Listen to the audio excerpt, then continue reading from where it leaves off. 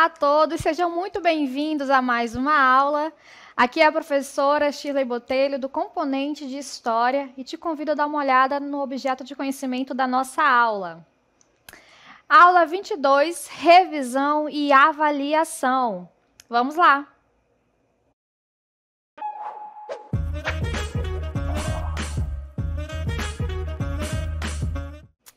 Muito bem, então nesta aula nós vamos revisar dois movimentos que abalaram a história da Europa no século XVI e da história moderna. Nós vamos falar nesta aula sobre a Reforma Protestante e a Contra-Reforma.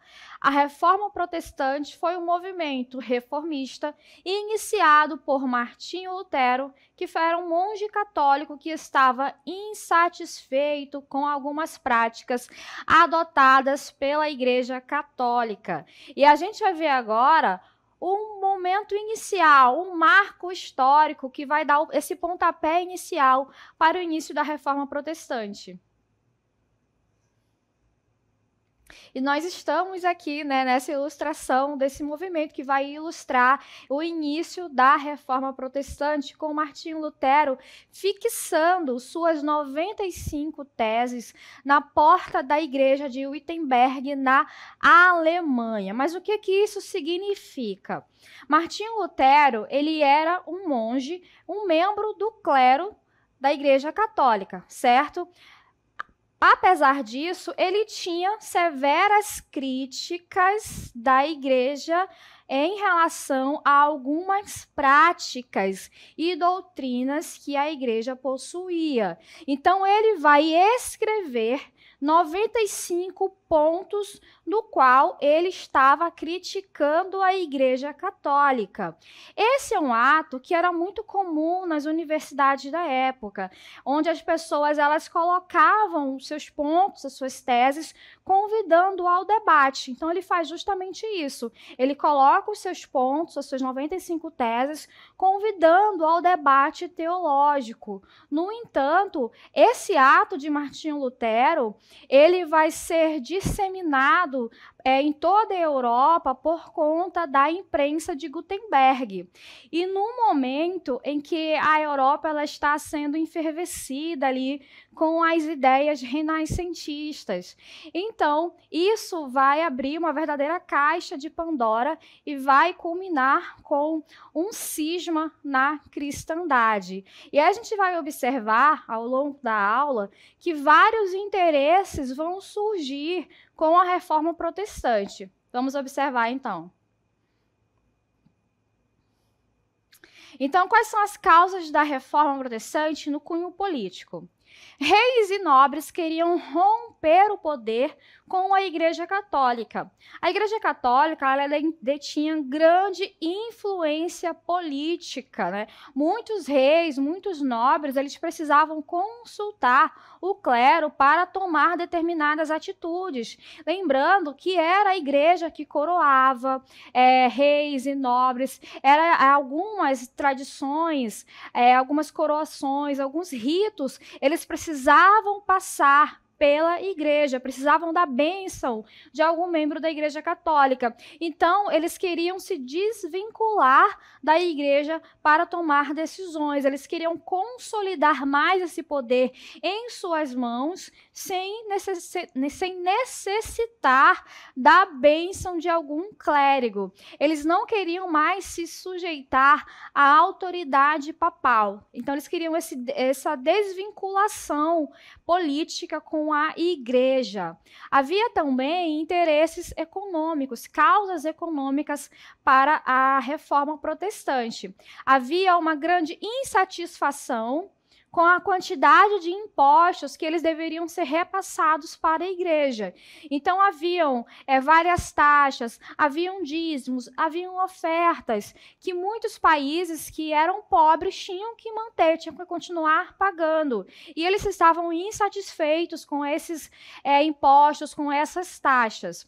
Itália, Portugal e Espanha, que naquele período ali do final do século XV, início do século XVI, XVI, eles estavam em franco desenvolvimento e enriquecimento por conta das suas rotas marítimas, no caso de Portugal e Espanha, é por conta do colonialismo, né, em decorrência da chegada à América, do início daquele processo de colonização, e eram países que estavam muito vinculados à Igreja Católica, e os outros países que não estavam inseridos nesse processo, eles acabavam ficando de fora, e isso aumentava a insatisfação dos demais países. E aí a gente observa o mapa para a gente analisar melhor. A gente tem aqui a Itália, a gente tem a Península Ibérica aqui com Portugal e Espanha, para a gente entender melhor essa dinâmica. Os países que não estão aqui nessa rota, a Península Itálica aqui, que estava controlando esse comércio aqui pelo Mediterrâneo, Portugal e Espanha na Península Ibérica, controlando as rotas comerciais ali pelo Atlântico, estão controlando todo esse comércio, estão muito vinculados à Igreja Católica, e os outros países não. Então, os demais países, eles vão lutar também contra a Igreja Católica, eles vão ver na Reforma Protestante um caminho alternativo para que os seus interesses sejam atendidos. Então, esses países, eles vão apoiar essas reformas. Ainda aqui nos interesses econômicos, a gente observa que as regiões que correspondem à Alemanha, que eram pobres e enfrentavam dificuldades econômicas, essas regiões, elas vão abraçar essas ideias reformistas, e é nessas regiões que a reforma vai ter uma larga aceitação. E quais são as causas teológicas da reforma protestante? Um dos principais motivos da reforma protestante vai ser a venda de indulgências. O que seria indulgências? É a venda de perdão. Então, a Igreja Católica, ela vai criar essa prática de vender perdão. Então, como é que funcionava isso? A pessoa cometia algum pecado, ela ia lá se confessar, e ela comprava o perdão. Então, o padre, ele emitia um documento que dava a essa pessoa menos dias no purgatório. Então, ela passaria menos tempo no purgatório, o que configuraria ali mais tempo no céu, mais tempo no paraíso. E essa prática, ela vai ser muito criticada por Martinho Lutero. Então, a Igreja Católica, ela vai passar a ser vista como uma verdadeira mercadora da fé.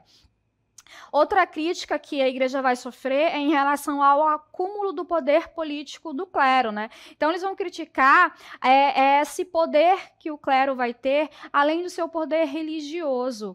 Essa extensão do poder do clero a questões políticas não vai ser vista com bons olhos. Além da concentração de terras pela Igreja Católica, num período em que as pessoas estavam enfrentando dificuldades financeiras, dificuldades econômicas, a Igreja Católica, ela detinha uma riqueza muito grande, vivia uma vida luxuosa, e por isso, ela vai passar por uma desmoralização. O clero vai estar desmoralizado, porque ele vivia de uma forma que contradizia o que ela pregava. Ela pregava a avareza, ela pregava uma vida simples, e ela vivia de forma luxuosa, com várias terras, com várias propriedades. Então, esses são os motivos, as críticas no campo teológico que a igreja vai passar a sofrer. E a gente vai passar a observar agora algumas reformas que a Inglaterra, ou melhor, que a Europa vai passar, e a gente vai observar o caso da Inglaterra. O caso da Inglaterra ele é muito peculiar, porque na Inglaterra vai ser o único país em que um rei vai aplicar a reforma. Os outros países, as reformas, elas vão ocorrer a partir de teólogos, a partir de membros do clero. Na reforma, não. Vai ser um monarca, um político. Então, a Inglaterra ela vai criar o anglicanismo no século XVI, devido à insatisfação do rei Henrique VIII com decisões tomadas pela Igreja Católica. Católica. Então, Henrique queria anular o casamento dele, vamos observar aqui no texto, com Catarina de Aragão, para que ele pudesse se casar com Ana Bolena, que era uma dama da sociedade inglesa. No entanto, o casamento é uma instituição indissolúvel. Então, o Papa Clemente VI recusou-se divorciar Henrique VIII de Catarina de Aragão. Mesmo assim, Henrique VIII, ele assinou o próprio divórcio. Então, o Papa Clemente VI excomungou, ou seja, ele expulsou o rei Henrique VIII da Igreja Católica. Então, o rei vai até o parlamento inglês e eles aprovam o ato de supremacia. Ele rompe com a Igreja Católica. E aí a gente vai ter, em 1534, o ato de supremacia, ou seja, a criação da Igreja Anglicana, o rompimento com a Igreja Católica, né? Então, a Igreja Anglicana, ela vai possuir moldes hierárquicos e também a adoração aos santos católicos. Então, ela mantém uma certa estrutura parecida com a da Igreja Católica. O Estado inglês, ele vai se apropriar de terras dos clérigos católicos. Mas percebam, é bom a gente ter isso em mente, que não foi simples e puramente por conta da questão do divórcio, certo? A Inglaterra passava por uma determinada crise financeira e o clero inglês, ele possuía muitas propriedades, vivia num luxo. Então, o parlamento e o rei viram com bons olhos o Estado tomar toda a propriedade da igreja. Então, de certa forma, isso foi positivo na política e na economia da Inglaterra. Isso vai fazer com que ocorresse uma delimitação do poder da Igreja Católica na Inglaterra. Então, a Igreja Católica agora ela não tinha mais nenhuma influência na questão religiosa, muito menos na questão política. E houve aqui um incentivo das atividades burguesas com o anglicanismo, já que o anglicanismo ele vai incentivar a questão comercial, ele vai incentivar a busca pelo lucro, coisa que a Igreja Católica não incentivava. Vamos observar também outros movimentos reformistas. Vamos ver o calvinismo e a reforma protestante. Então, pertencente à burguesia e influenciado pelo humanismo, João Calvino, ele propagava as ideias da reforma protestante na França e na Holanda. Ele vai criar a instituição da religião cristã, que é uma obra muito conhecida, que ficou muito conhecida naquele período, que era uma espécie de catecismo calvinista, uma espécie de catecismo do protestantismo. Nessa obra, a instituição da religião cristã vai conter uma forma de um manual de como ser um reformista, de como ser um protestante. Ele vai ser perseguido na França e vai acabar se refugiando em Genebra, na Suíça, e ele vai defender a doutrina da predestinação. Ele acreditava que as pessoas elas já nasciam predestinadas a serem muito bem-sucedidas, a serem muito abençoadas ou a não serem abençoadas. Então, ele acreditava que Deus já sabia, já escolhia as pessoas que seriam bem-sucedidas e isso seria percebido de acordo com o sucesso das pessoas ou não. Então, o calvinismo ele atingiu os Países Baixos e a Dinamarca, além da Escócia, cujos seguidores foram chamados de presbiterianos, e na França, huguenotes, e na Inglaterra, eles foram conhecidos como puritanos. Vamos falar também dos anabatistas. Movimento religioso que surgiu com as reformas protestantes no século XVI. O seu nome se deve ao batismo na vida adulta. Eles acreditavam que o batismo ele deveria acontecer quando as pessoas tivessem consciência da sua fé e não quando crianças. Ele não foi um movimento religioso unificado. Em cada região, esse movimento ele teve sua especificidade.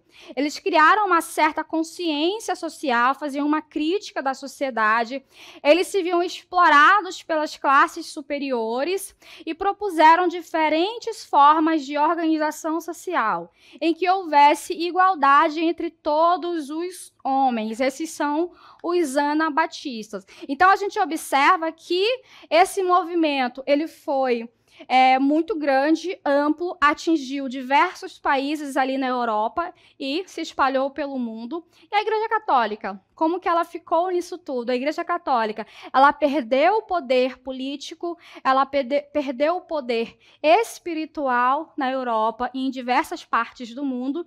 Como é que ela vai se colocar? Ela reagiu. E o movimento de reação da Igreja Católica a gente vai chamar de Contra-Reforma. A Contra-Reforma, também conhecida como Reforma Católica, refere-se ao movimento dentro da Igreja Católica para responder e combater as ideias e os desafios apresentados pela Reforma Protestante do século XVI. E a primeira ação adotada pela Igreja Católica para conter o avanço do protestantismo vai ser o Concílio de Trento. O Concílio de Trento, ele aconteceu em 1545 e ele durou ali até 1563. Ele também ficou conhecido como Concílio Tridentino. E foi o concílio ecumênico da Igreja Católica na cidade de Trento, no norte da Itália. Esse concílio foi uma resposta direta aos desafios apresentados pela Reforma Protestante, e ele teve como objetivo abordar questões doutrinárias, disciplinares e pastorais na Igreja Católica. Então, esse concílio ele foi um encontro das principais autoridades da Igreja Católica. Ele tinha o objetivo de redefinir o posicionamento da Igreja em relação à sua doutrina religiosa. Nesse concílio, a Igreja vai proibir a venda de indulgências. Então, observem que ela também está fazendo uma autocrítica à sua postura. E também vai determinar a formação do clero, com a criação de seminários para oferecer uma base filosófica e religiosa aos padres, então, para consolidar mais essa formação do clero. Então, eles vão reafirmar os dogmas católicos, ou seja, a infalibilidade do poder papal, o culto aos santos e à Virgem Maria, a permanência dos 7 sacramentos, a salvação por boas obras, a manutenção da Bíblia e das cerimônias religiosas em latim e o voto de castidade dos padres, já que todos esses sacramentos eles foram criticados pelos reformadores. Outro instrumento que vai ser utilizado pela Igreja Católica vai ser a Companhia de Jesus, que foi criada em 1534 e vai ser reforçada durante esse período da Contra-Reforma. Ela foi fundada por Inácio de Loyola e tinha o objetivo de conter o avanço do protestantismo e expandir a fé católica. Os jesuítas eles ficaram conhecidos como os soldados de Cristo por conta do trabalho missionário e das rígidas disciplinas e hierarquia que caracterizavam o grupo. Inácio de Loyola ele teve formação militar, por isso que ele vai ter uma formação desse grupo bastante rígida. Aí a gente observa aqui que ele desenvolveu regras disciplinares para a vida religiosa. Então, eles deviam renunciar aos bens materiais, fazer voto de pobreza e disseminar o catolicismo. Eles tinham um elevado grau de instrução e se dedicavam principalmente à educação. E fizeram missões na África, Ásia e América. Eles estiveram entre os primeiros colonizadores europeus a pisar em solo americano e desenvolveram estratégias para converter os indígenas à fé católica. Os jesuítas, eles vão trabalhar com estratégias específicas para cada local que eles iam. Então, como o Inácio de Loyola, ele tinha uma formação militar, ele vai desenvolver uma estratégia para treinar os jesuítas de forma bastante rígida. E eles tinham em mente uma formação muito bem fundamentada, eles estudavam muito, eles liam muito, o local que eles iam, eles estudavam, eles tentavam estudar o idioma, a língua, eles faziam amizade, tinham estratégia de convencimento, de persuasão, eles faziam de tudo para tentar convencer aquela população daquela localidade a se converter. Aqui no Brasil, eles vão chegar por volta de 1548, quando vai ser instituído o governo geral. Então, eles vêm com o governador geral Tomé de Souza. Eles vão ser o primeiro grupo de missionários a chegar no território brasileiro. Eles vão ter contato, são os primeiros a ter contato com os nativos, e são eles que vão ajudar no processo de colonização com os nativos. Então, a gente percebe aqui, eles desenvolvem estratégias para converter os indígenas à fé católica. Então, eles vão ser um instrumento utilizado na Contra-Reforma no intuito de disseminar o catolicismo. Então, já que a Igreja Católica ela estava perdendo fiéis por conta do protestantismo na Europa, ela temia que o protestantismo também se espalhasse no Novo Mundo, no caso, no continente americano. Por isso, ela vai enviar a Companhia de Jesus para que ela fizesse essa conversão dos povos indígenas. Outro instrumento que a Igreja Católica vai utilizar vai ser o Index Librorum Prohibitorum, a partir de 1559. Era uma lista de livros proibidos, de censura inquisitorial.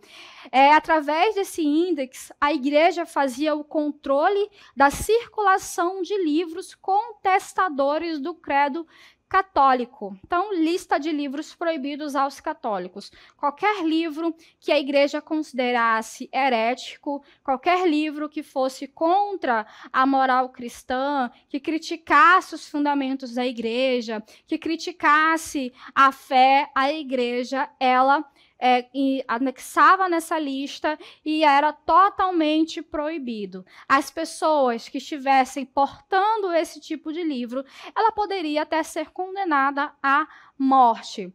Esse livro, essa lista de livros, ela só foi deixar de existir no século XX. Então, foram séculos e séculos desse índex sendo publicado com vários títulos sendo proibidos. Livros de Newton, livros de Copérnico, livros de literatura, enfim, diversos livros, não só de cunho religioso, mas de cunho político, literatura, de diversos assuntos, eles foram proibidos. E o mais temido, né? A Inquisição, o Tribunal do Santo Ofício. A Inquisição ela foi uma série de tribunais eclesiásticos estabelecidos pela Igreja Católica Romana com o objetivo de combater e erradicar a heresia. Esses tribunais tinham a responsabilidade de investigar, julgar e punir indivíduos acusados de desvio doutrinário ou de práticas consideradas heréticas pela Igreja. A Inquisição ela foi reativada pela Igreja Católica.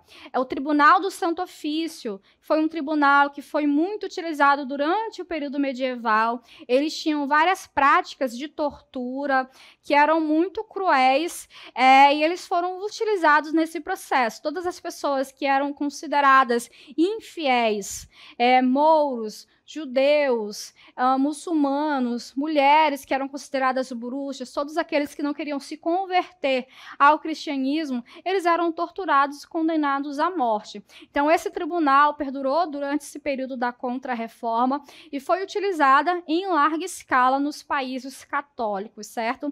Então, nós finalizamos a nossa aula de revisão sobre a Reforma Protestante e a Contra-Reforma. Até a próxima!